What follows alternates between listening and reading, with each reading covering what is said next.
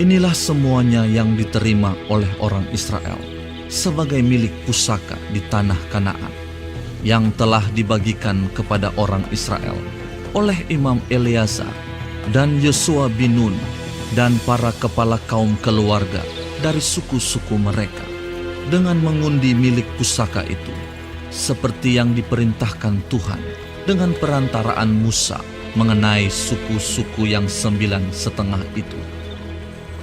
Sebab kepada suku-suku yang 2,5 lagi telah diberikan Musa milik pusaka di seberang sungai Yordan, tetapi kepada orang Lewi tidak diberikannya milik pusaka di tengah-tengah mereka.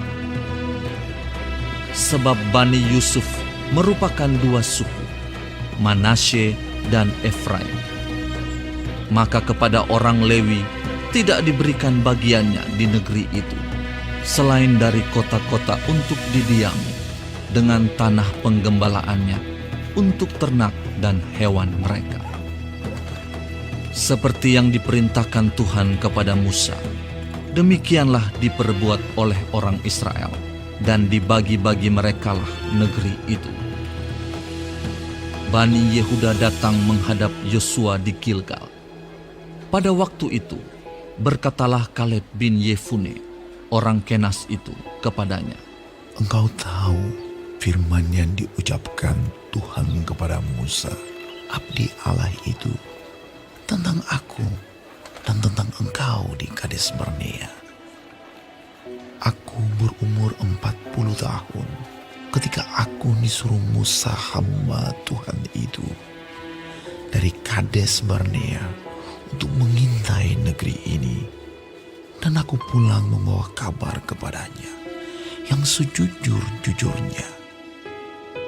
Sedang saudara-saudaraku yang bersama-sama pergi ke sana dengan aku membuat tawar hati bangsa itu. Aku tetap mengikuti Tuhan Allahku dengan sepenuh hati." Pada waktu itu Musa bersumpah, katanya, "Sesungguhnya tanah yang diinjak oleh kakimu itu akan menjadi milik pusakamu dan anak-anakmu sampai selama-lamanya. Sebab engkau tetap mengikuti Tuhan Allahku dengan sepenuh hati. Jadi sekarang, sesungguhnya Tuhan telah memelihara hidupku seperti yang dijanjikannya. Kini sudah 45 tahun lamanya sejak diucapkan Tuhan firman itu kepada Musa. Dan selama itu orang Israel mengembara di padang gurun. Jadi sekarang telah berumur 85 tahun aku hari ini. Pada waktu ini aku masih sama kuat seperti pada waktu aku disuruh Musa. Seperti kekuatanku pada waktu itu, demikianlah kekuatanku sekarang untuk berperang dan untuk keluar masuk. Oleh sebab itu, berikanlah kepadaku pegunungan yang dijanjikan Tuhan pada waktu itu.